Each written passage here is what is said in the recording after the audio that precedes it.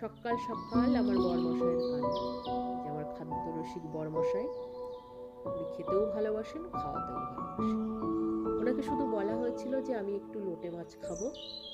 উনি মেয়েকে স্কুলে দিতে গিয়ে সকালবেলা বাজারে গেছে, গিয়ে এই যে এই বাবু মশাইদের ধরে নিয়ে এসছে।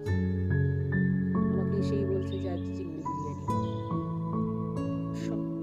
সকালবেলা তো মেজাজ কি হয়ে যাচ্ছিল। বাজারে ব্যাগ খুলেই এনাদের সুন্দর সুন্দর মুখগুলো দেখে বরমশাইয়ের সঙ্গে ঝগড়া করবো, দিল খুশ হয়ে গেল একদম। যাই হোক, আমার মেয়েও ভীষণ গলদা চিংড়ি ভালোবাসে, আর বরমশাই তো আছেনই।